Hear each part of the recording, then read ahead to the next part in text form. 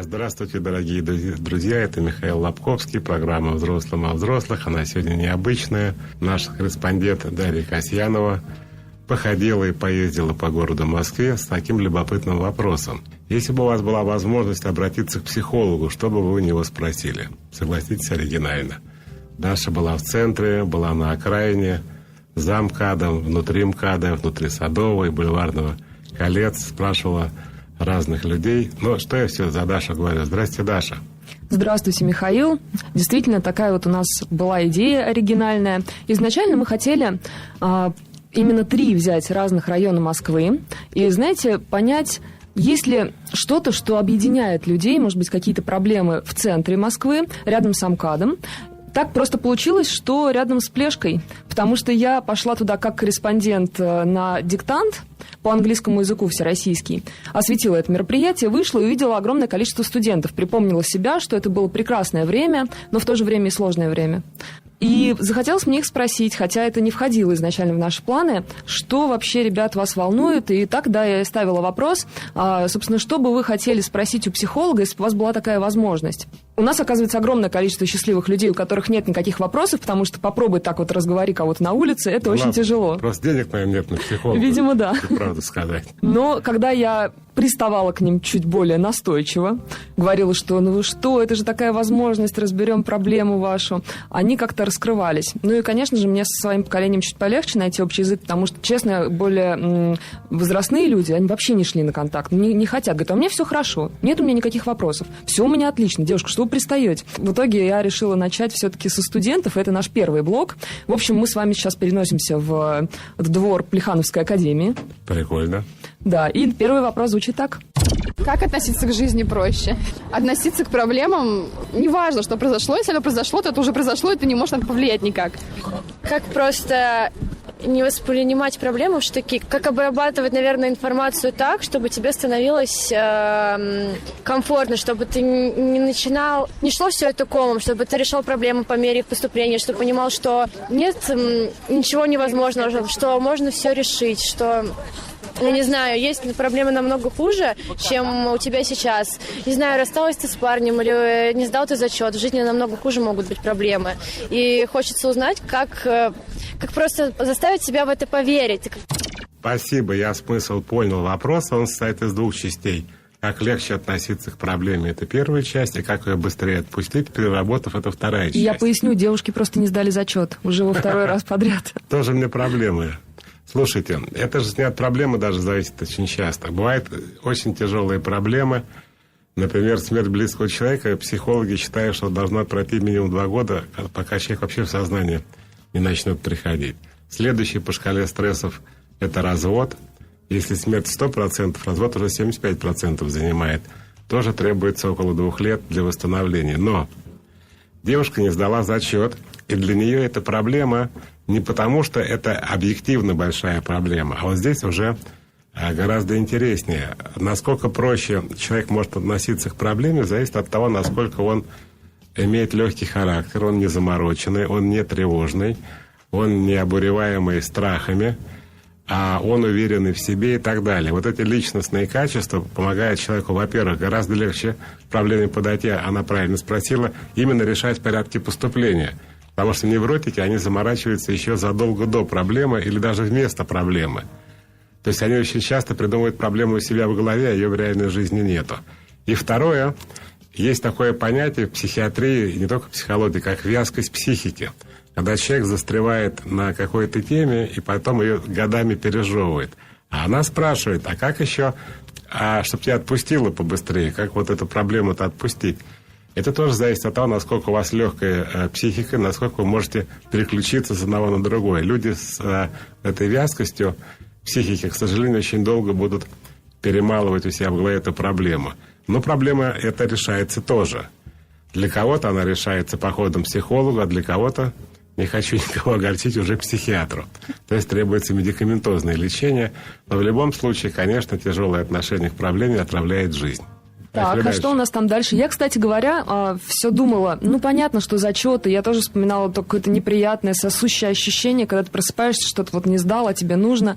Это, конечно, все понятно, но я все ждала, когда про отношения начнут спрашивать. Это же все-таки подростки, 18 лет, это же такая буря вообще. И дождалась. Давайте послушаем. Как приворотить любимого мужчину? Как что? Приворотить любимого мужчину.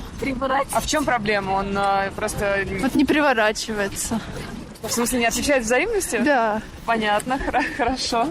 Нет, вы то же самое, из разряда совершенствования себя. Например, как бороться с ревностью.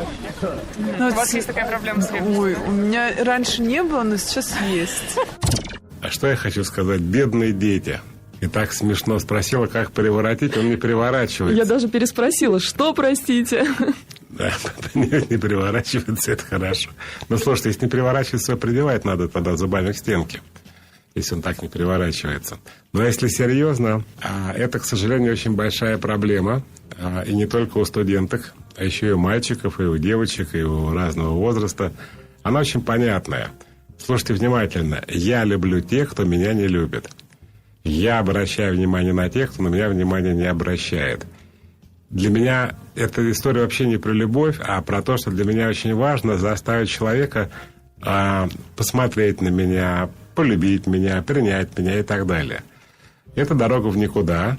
И если даже мужчина привернется, не дай бог, в конце, это ничего не даст. Потому что если ты ему не нравишься, во-первых, не потому, что ты какая-то дура или ты какая-то страшная, а потому что ты просто не напоминаешь ему никого из его детства. Например, не похожа на маму с папой. Этого достаточно, чтобы мужчина на тебя не реагировал. Кстати, о чем мы говорим о мужчинах? У мальчиков и девочек все одинаково. То есть, если мальчик бы сейчас студент спросил бы, это был бы такой вопрос, как привернуть девочку. Все то же самое.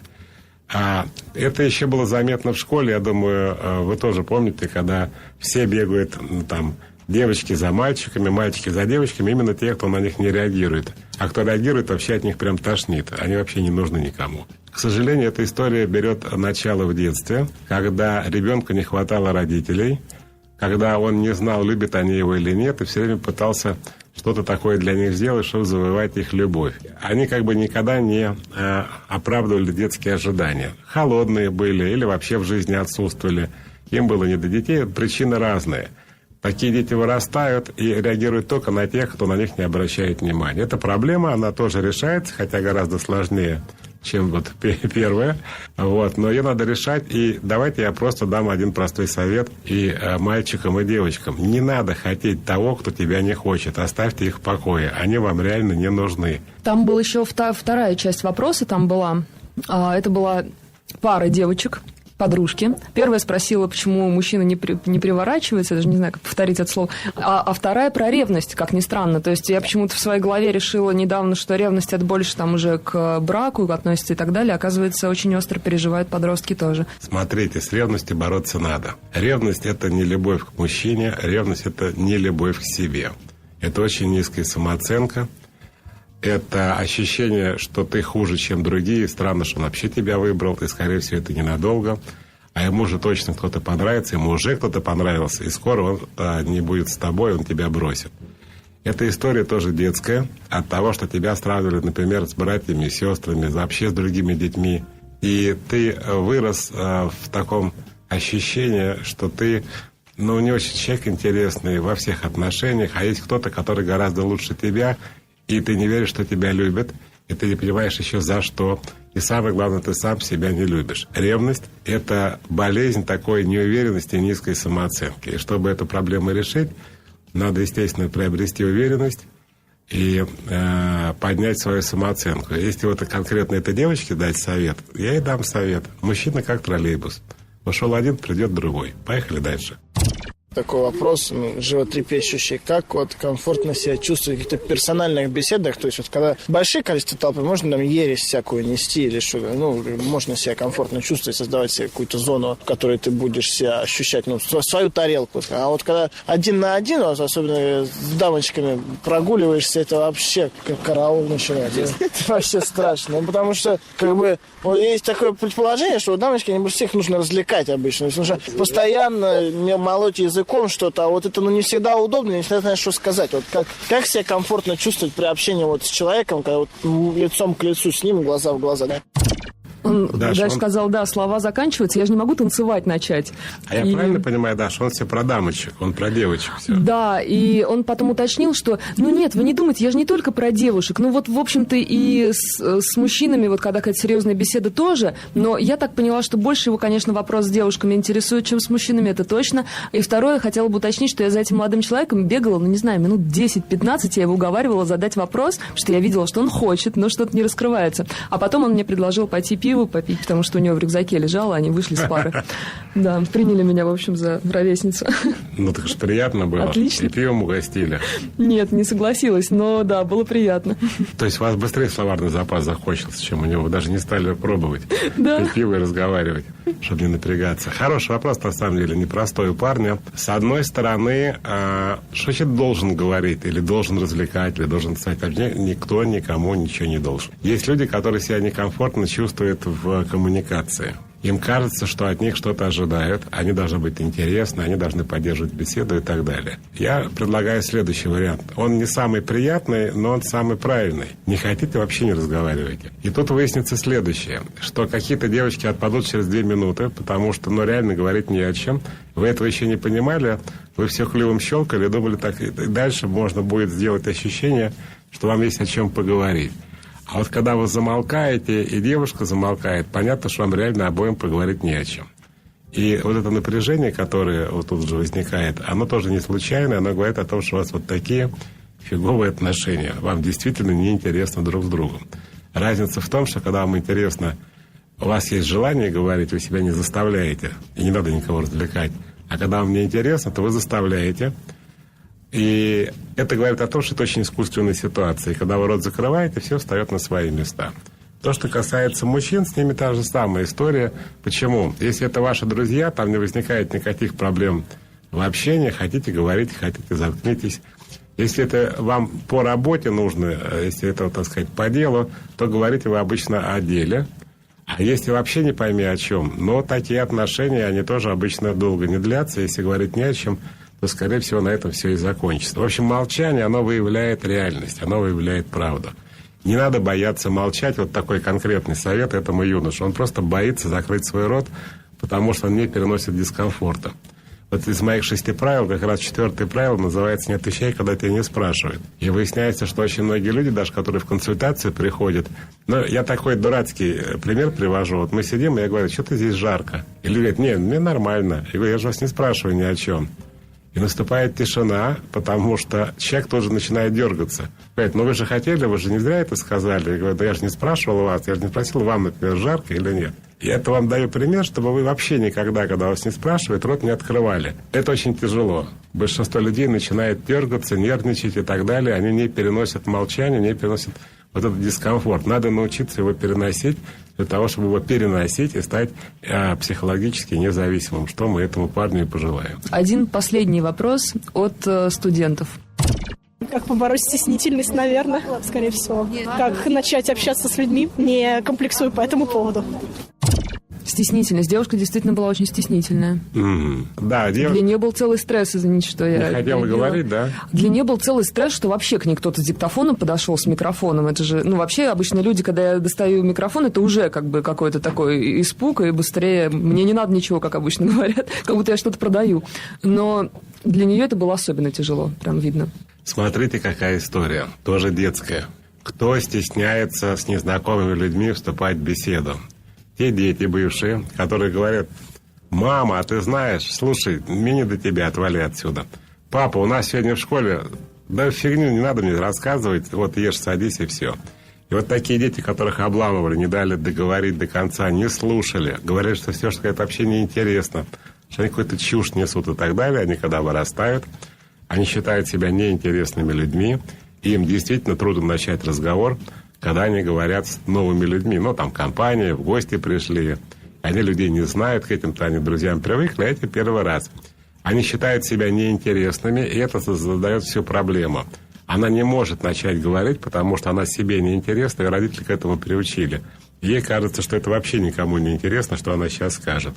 Стеснение – это, в общем-то, не принятие себя. Она сама себя как бы стыдится. Выход из ситуации один. Ты говори, если кому-то не понравится, пусть он об этом скажет. Просто делай то, что ты хочешь делать. Хочешь разговаривать – разговаривай. Это если ты говоришь с одним человеком. Если ты говоришь с залом, например, там другая история.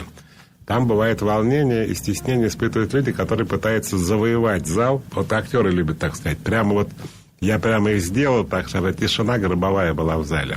Это создает проблемы, потому что ты как бы с залом воюешь. Они для тебя враги, которых ты должен заставить себя слушать. Тогда это всегда будет с напряжением, с тяжестью, со стеснением и так дальше. А когда ты их любишь, и ты хочешь за них что-то донести, у тебя этого не происходит. Ты как бы спокойно разговариваешь, тебя они не то что не напрягают, они тебе, наоборот, энергии еще дают. Поэтому перестаньте воевать с ближними, и будет вам счастье.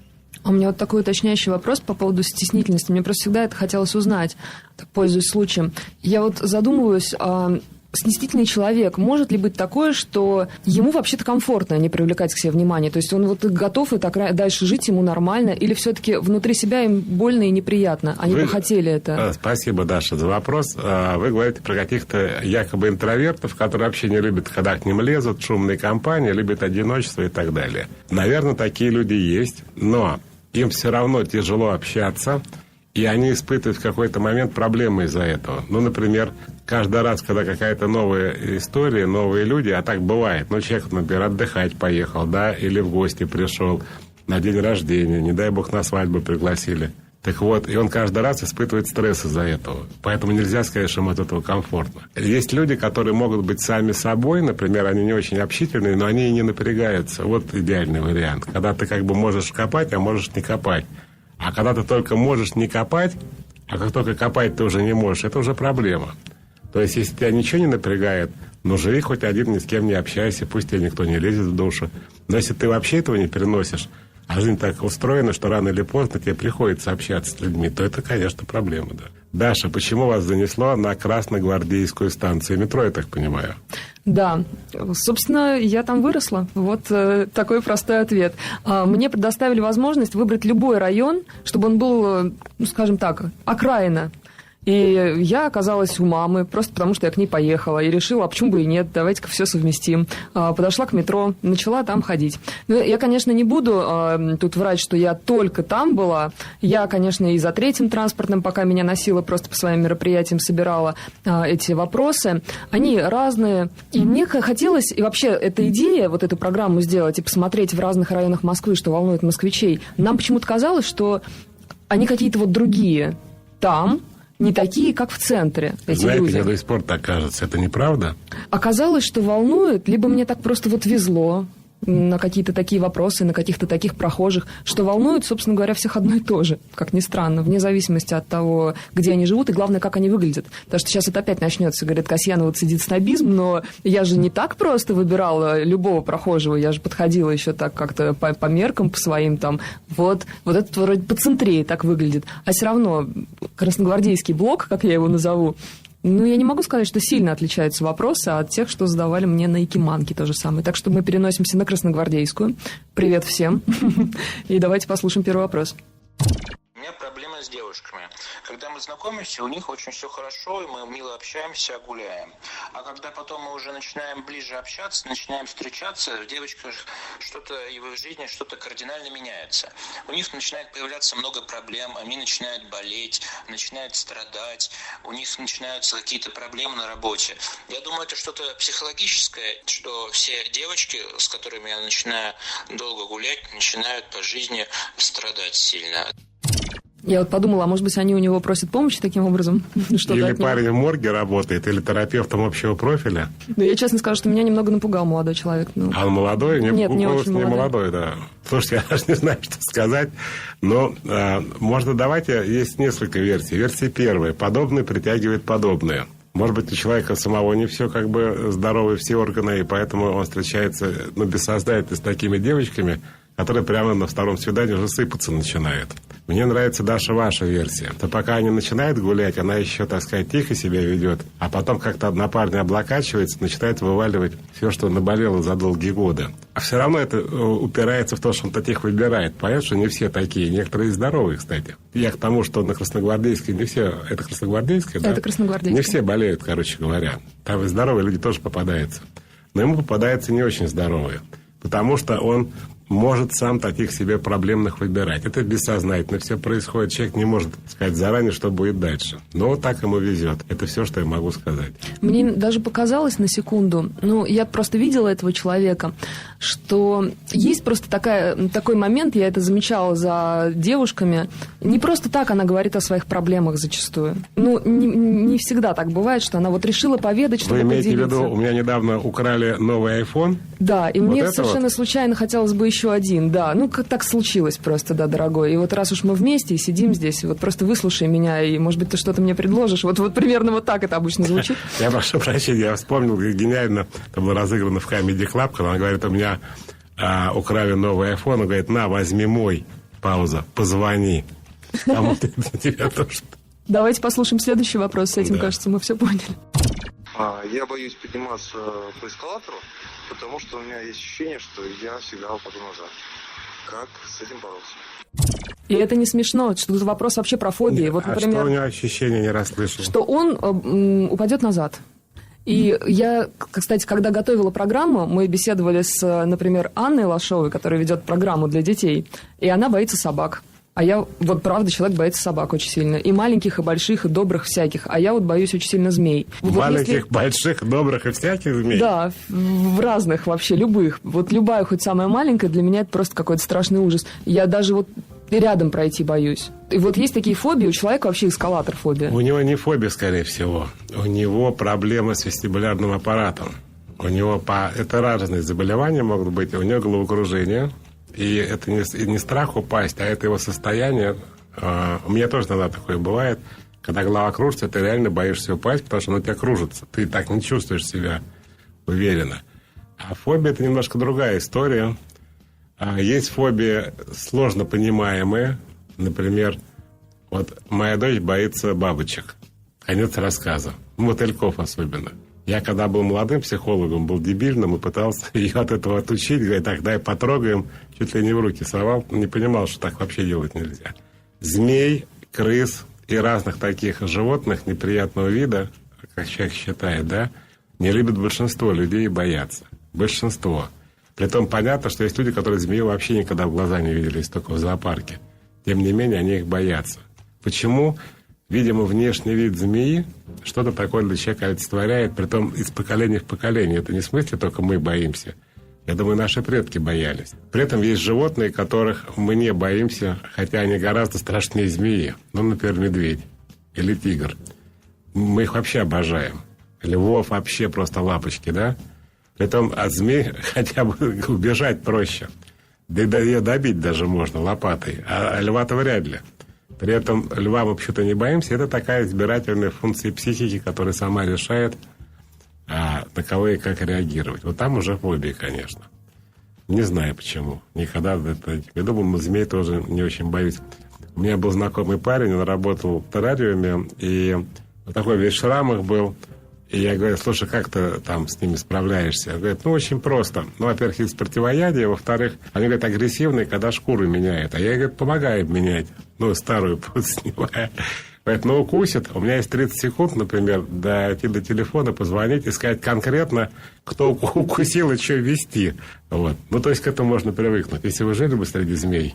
Я бы привыкла, да, скорее всего? Думаю, да, уже начали их по голове гладить и по имени. У меня даже до такой степени, что я когда представляю, как следует, прям вы сказали, я это визуализировала, и прям аж... я думаю, да, действительно, как-то... Как говорится, вы не то, что их не любите, вы их готовить не умеете даже. Поехали дальше. Как понять, что девушка искренняя и общается со мной бескорыстно? Очень короткий, но зато какой волнующий, да? Ой, не знаю. Перестать быть мнительным. Я не могу вам на этот вопрос ответить так досконально, потому что значит корыстно или бескорыстно? Если вы миллиардер, конечно, а девушка ваша, Золушка, которая только что от поезда отстала, и документы потеряны, и жить негде, то, скорее всего, наверное, корыстный интерес. А если ваша девушка хотя бы сама себя обеспечивает, то есть может прожить на свои деньги, да и вы не миллионер, я думаю, это про любовь. Хорошо. Я думаю, короткий вопрос, короткий ясный ответ, да. Как чужому мужчине стать настоящим отцом для неродного ребенка? Есть в семье его родной ребенок и неродной. Как сделать так, чтобы принял и не ущемлял в правах и достатке, чтобы росли на равных правах? Я поясню, девушка, она очень, как женщина, девушка, она очень серьезно подошла к вопросу. Она боялась что-то не так сказать, поэтому записала себе, значит, на телефоне в заметках и прямо прочитала. Не смогла задать, да, вот так. Но тема для нее больная. Я так понимаю, у нее есть ребенок от другого брака. Да, она говорит про себя. Она вторично вышла замуж, и теперь она чувствует, видимо, раз она спрашивает, что ее муж не одинаково относится к их общему ребенку и к ребенку от предыдущего брака. Это трагедия для ребенка, естественно, больше ни для кого. А бывает следующая ситуация, когда, это типа родной, другой не родной, и по-разному относятся, то, к сожалению, родной для матери, не родной для отчима ребенок чувствует себя ущемленным, чувствует себя второсортным, чувствует себя нелюбимым, а так как мать еще и живет с этим, он считает, что мать считает, что это нормально. Если, я считаю, мужчина ведет себя вообще неадекватно по отношению к чужому ребенку, нафиг он нужен вообще в роли мужа, я не знаю, и так далее. Вторая ситуация, когда у ребенка есть родной отец, и ему не надо второго отца, это все компенсирует. Главное, чтобы мамин муж, естественно, не обижал ребенка, если они живут в одном доме. Третья ситуация, когда он любит, но не знает, как проявить чувства, потому что у мужчин вообще все непросто. Они играть не умеют часто с детьми, не знают, как выразить свои эмоции. Здесь я бы походил на их месте к семейному психологу и поставил бы голову на место. Но, в принципе, если ребенка это очень тяготит, то надо подумать, а стоило ли вообще выходить замуж за такого. Да, следующий вопрос, на самом деле, собственно, от того же молодого человека, который не так уж и молод, который меня напугал уже первым своим вопросом, у которого болеют все девушки поголовно, с которыми он общается. Второй вопрос еще жестче. Мы его очень долго с редакторами отслушивали и думали, вообще впускать или нет. И он у нас под грифом, под вопросом вот так вот. Но все-таки решили, что почему бы и нет? Я думаю, вам и не такое задавали. Давайте послушаем. Давайте слушать. Моя бабушка постоянно заставляет меня закрывать электроприборы различными тряпками и полотенцами. Она говорит то, что микроволновка очень сильно облучает ее.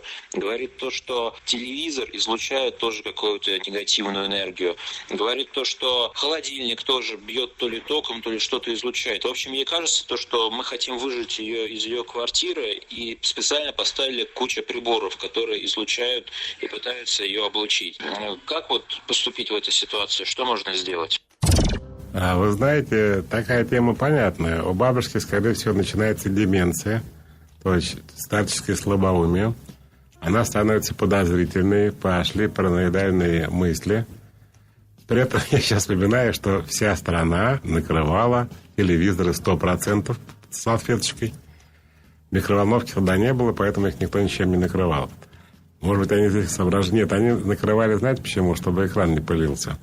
Сейчас у бабушки деменция, ее надо отвезти к врачу, который называется геронтолог. Это человек, который занимается пожилыми людьми и, может быть, даже психиатр, потому что все психиатры считают, что после определенного возраста люди должны все пить антидепрессанты, чтобы совсем не загнуться, потому что там с гормонами еще проблемы происходят. Знаменитый спикер Красногвардейска с 2 вопросами. Один другого хлеще, кстати, все вопросы про болезни, что вызывает вопросы просто по поводу самого этого парня. А бабушка я объяснил, куда надо везти. На этом все. Я вспомнила, как меня в детстве бабушка пугала, что если я буду себя плохо вести, она зашьет телевизор в наволочку. А потом компьютер, когда уже появился компьютер. Да, Даша не просто так работает на радио, она растет. И она выросла до Центрального административного округа. Ее унесло с Красногвардейской, я так понимаю, сразу на Якиманку. Я считаю, это карьерный рост. Рассказывайте, Даша. Да, это была не только Якиманка, мы просто так назвали, грубо говоря, папку, в которой лежат все эти вопросы. Но я также ходила по такому, зажиточному центру. Третьяковская, Новокузнецкая, Пятницкая улица, Якиманка. И задавала людям вопросы. Собственно говоря, тот же самый один вопрос, чтобы вы спросили у психолога, если бы у вас была такая возможность. Можно я перебью? Если бы вы жили на Красногвардейской, а не у себя дома. Шучу. Продолжайте, пожалуйста. И я думала, что вопросы будут какие-то другие. Ну вот даже, не знаю, что-то вообще я ожидала, что-то себе там в голове придумала. Но оказалось, либо мне так попадалось, что вопросы у нас, Якиманка, это такой блок про секс. Вот. Нет, не про нефть. Они Нет. Должны были спрашивать, а вот я боюсь, вот если меньше 40 будет за бар, что тогда мы на Якиманке будем делать, да? Нет, не было Нет, такого не было. Почему-то один сплошной вот такой сексуальный везде подтекст. А что там жителям Центрального округа еще делает? Только сексом заниматься, у нас же нет проблем никаких. Я же не красногвардейская. Видимо, да. Бабушки у нас вообще не болеют. Ну, какие-то И вот вопросы. первый вопрос. Люди часто занимаются сексом, но иногда с кем-то тебе это делать нравится, а с кем-то не очень нравится. Вот. И вопрос в следующем: можно ли как-то на это повлиять? А можно ли что-то поменять, если в остальном тебе с человеком хорошо, а в постели тебе с ним не нравится? И от чего это вообще зависит? Спасибо. Я поясню. Очень часто... Ну, я, конечно, так вот в душу не смогла залезть к человеку, который просто мимо проходил, да? Но бывает такое, в том числе у своих знакомых я это наблюдаю, что друг хороший, твоя жена, прекрасная женщина, поддерживает тебя. А какая мать детей? Ну, все потрясающе. Но вот с этим делом не ладится. Вы знаете, Даша, врать не буду. У меня не получается. Вот так называемый типа дружеский секс вообще неинтересный. Потому что если это как бы то вы дружите, но и дружите на здоровье. Не знаю, как парню и помочь. Помочь можно одним. Женщин в мире примерно 4 миллиарда. Я думаю, он найдет свою вторую половину, где она и в вертикальном, и в горизонтальном положении будет его устраивать. А пока я бы на его месте не мешал бы, если ему с человеком хорошо, но и ходите в кино. Спать не обязательно. А если повезет, он станет человеком, с которым будет и в постели хорошо, и так пообщаться будет приятно. Трагедия бывает у супругов, которые хорошо жили, и секс был замечательный. Потом они вдруг стали родственниками, и они самые близкие люди, но вот секса они не хотят. Обычно тут один стоит и не хочет. И вот это реальная трагедия. Наверное, теоретически можно человеку либидо поменять. Вот как вот с одним и тем же человеком изменить к нему отношения, я, честно говоря, не знаю. Врать не буду. А что, кстати, делать, вот если действительно такой брак имеет место быть? Вот все было здорово, действительно, а сейчас вот проблема началась, нет личной жизни. Нужно идти к психологу куда-то, к сексологу, или это практически Вы знаете, не влияет? вот я самый психолог и сексолог, но я не вижу решения проблемы реальной. Не вижу. Когда это на почве там обиды, измены, еще что-то, это я могу решить вопрос. А когда просто у тебя непринятие, то есть ты не видишь в этом человеке сексуальный объект вообще. Ну, ходи, не ходи, я не знаю, что этим можно сделать. А вы знаете, некоторые сексологи говорят, что якобы нет несовместимых пар, это они просто себе работу ищут? Нет, наверное... Скажем так, не к вам, да, такое относится? Нет, конечно, есть несовместимые пары, и секс со всеми происходит по-разному. Одни люди тебя возбуждают, другие не возбуждают, к одним есть влечение, к другим нету. Это все очень сложная бессознательная история, и поэтому я пока не знаю. То есть я знаю следующее, как решить вопрос.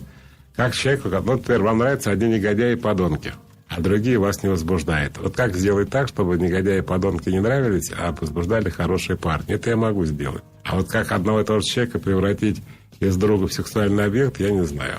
Ладно, давайте дальше по сексуальной Якиманке гулять.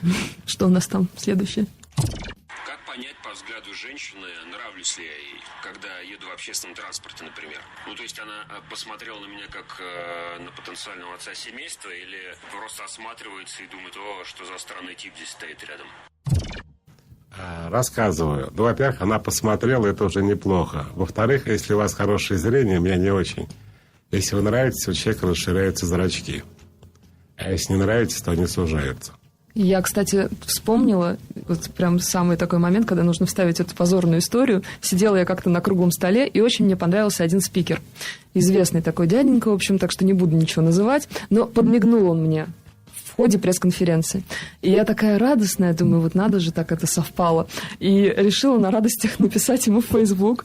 А потом оказалось, что он подмигнул девушке, которая сидела за моей спиной, потому что это его знакомая. И это все выяснилось в процессе переписки. И я вот до сих пор иногда это вспоминаю, конечно, очень смеюсь, но вот бывает. А я на 100% на свой счет восприняла, потому что, ну как же, я же такая красивая, но по-любому мне подмигнул, кому же еще-то. Я даже не оглянулась, что там вокруг Конечно, было. хорошо. Да, это прекрасно. Да, правда? Да, кстати, это же вообще мой сейчас будет практически любимый вопрос. Вот у меня топ-3 есть, и это вот на втором месте. К первому мы еще потом попозже придем. Так вот, девушка меня поразила тем, что она очень долго рассказывала свою историю. Действительно, там можно роман написать или фильм, снять короткометражку точно. А потом задала вопрос, которого я никак не ожидала. Просто она обломала вот все мои вот эти представления о том, что же она сейчас спросит. И самое главное, Михаил, вот надо, знаете, нам поторопиться в этом плане, потому что девушка уже в поезде, и пока мы здесь с вами рассуждаем, у нее уже может все обломаться, и надо ей срочно дать совет. 1,5 года назад я отдыхала в Таиланде. В последний день познакомилась с парнем, который жил там на тот момент несколько лет. Мы с ним живем в разных городах, на самом деле. То есть он живет в Питере, я живу в Москве. Собственно, с ним вообще абсолютно ничего не было. И когда я была в Таиланде еще раз, буквально неделю назад, то я сидела на том же балконе, где мы болтали, вспомнила о нем и решила, что мне срочно нужно его увидеть. Купила билеты и прямо сейчас собираюсь ехать в Питер.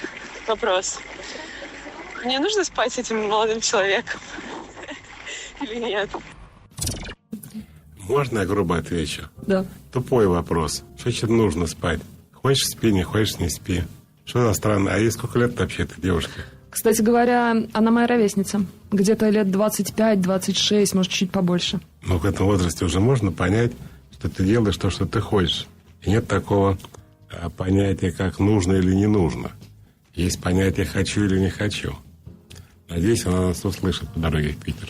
Кстати, этот вопрос очень плавно вот от этого можно перейти к другому. И, надеюсь, сейчас вот девушка следующая будет как раз та, о которой я думаю, потому что я в голове так не могу по порядку держать все вопросы. Это как раз почему девушки вообще задают такие вопросы, нужно или не нужно. Казалось бы, глупость действительно. Но вот бывает с этим связана просто проблема. Вот, например. За мной ухаживают парни, они красиво ухаживают, дарят цветы, подарки, но после первого раза, то есть после первого секса, они пропадают. То есть, дело не в том, что они там совсем игнорируют, да, но как-то все сводится общение на нет, и я уже от этого устала. И я запуталась, я не понимаю, может быть, тогда вообще с мужчинами не спать никогда, потому что у меня была такая ситуация, когда, к примеру, я не спала с мужчиной месяц-полтора, и потом у нас все получалось. Но я живой, здоровый человек, я тоже хочу секса. Так вот, уважаемый психолог, скажите, пожалуйста, вот как перебороть в себе вот этот страх первого раза, и что после этого меня бросят, вот и все. Сколько гнева в голосе, заметили? Нет. Нет? А мне почему-то показалось, что она сейчас, если бы эти мужчины стояли рядом, она бы их растерзала. Да. Вы знаете, грустная история. Я думаю, проблема не в том, что что-то с ней не так. Она выбирает бессознательно таких мужчин, которые тут же соскакивают. Может быть, еще такая ситуация, что она себя так ведет, я не знаю, что они как бы долго добиваются от нее секса, а потом, получив свое, дальше теряют интерес. Это когда ты за счет... Я не знаю, не хочу про нее лишнего наговаривать, потому что она коротко объясняет проблему. Как бы мужчина им манипулирует, да, ему очень важно с ней переспать, галочку поставить, дальше ему не нужно. Не знаю. Я не знаю контекста их отношений. В любом случае, она может поменяться с ними местами. Переспать с мужчиной, сказать: старик, спасибо, все было неплохо. Звони, не пропадай. И дальше не звонить больше никогда. Может быть, ей это поможет. А есть вот все-таки какой-то, скажем так, нормальный ход событий, вот когда случается секс не слишком рано или не слишком поздно. Вот как нам бабушки с мамами всегда говорили девочкам, типа, не надо, чтобы все быстро случалось, нужно вроде как потянуть. Нормальный ход событий – это когда вы, как люди, хоть как-то друг к другу относитесь. Хоть что-то у вас есть, кроме секса. Как объяснить своей женщине, что мне нужно от нее действительно только секс, но то, что это нормально, чтобы она не обижалась, что мне этого достаточно по жизни от нее, и чтобы больше она в другие стороны жизни не лезла и не пыталась влиять никак на меня. Вот. Вопрос понятный. Разные ожидания. Юноше нужен секс, а женщина хочет каких-то отношений. Потому что если она интересуется его жизнью, понятно, что она пытается с ним какие-то иметь отношения. Ему это совершенно не нужно. Но женщина, которая интересуется только сексом, это редко когда вообще бывает. И она должна быть уже вся устроенная, быть замужем, я не знаю. И ей вообще больше ничего не нужно, таких мало. В основном все люди интересуются все-таки отношениями. Поэтому он может ей напрямую сказать, это звучит, правда, грубо, что мне ничего от тебя, кроме секса, не надо, и, скорее всего, она соскочит. Поэтому, собственно, он ей не говорит, а пытается как-то отделаться каждый раз, видимо, когда она достает его вопросами про его жизнь. Да, на самом деле, как-то тяжело мне было найти в центре. Я не знаю, почему, мне просто так попадалось. Вот озабоченные вопрос. все? Да, видимо, все. да. Центровые озабоченные, значит. Тяжело мне было найти вопрос не об этом, но все-таки нашла я женщину одну, которая задала такой действительно волнующий ее с болью вопрос. Видимо, да, видимо, она там просто работала. Как воспитать одинокой маме из мальчика мужчину, при этом для него остаться другом и авторитетом? Хороший вопрос, я вам скажу, потому что одинокие мамы делают огромное количество ошибок. Например, они пытаются вырастить из него воина-интернационалиста. То есть они пытаются его жестко воспитывать, а это дорога к тому, что он, скорее всего, станет геем, чем мужчиной, потому что он просто будет бояться с детства женщин. Там она может лупить его, орать на него, наказывать. И типа вот пусть он мужик, пусть он терпит все это, пусть он растет сильным, а на самом деле он просто может испугаться женщин. Это первое. Второе, не надо изображать из него мужа. Некоторые выясняют отношения с детьми, как будто это не ребенок, а муж. Как ты к матери относишься? Почему ты мать не уважаешь? Мать тебя просила позвонить в 9, если задержишься. Тебе что, трудно было позвонить? Ты хочешь, чтобы мать по скорой в больницу забрали? Она, видимо, путает, что этот диалог идет не с мужем, которого у нее нету, а с ребенком. Поэтому единственный рецепт, который здесь можно дать как совет, любите его, балуйте, в смысле не подарки ему дорогие дарите, потому что он такая сирота бедная. Уделяйте ему время, внимание, разговаривайте с ним, и вырастет он нормальным парнем. Вот и все. Ничего специального здесь делать не надо. Дорогая Даша, незабываемая интересная программа. Спасибо. Спасибо, Михаил. Было с вами очень интересно. И с удовольствием вам еще как-нибудь соберу вопросов от москвичей.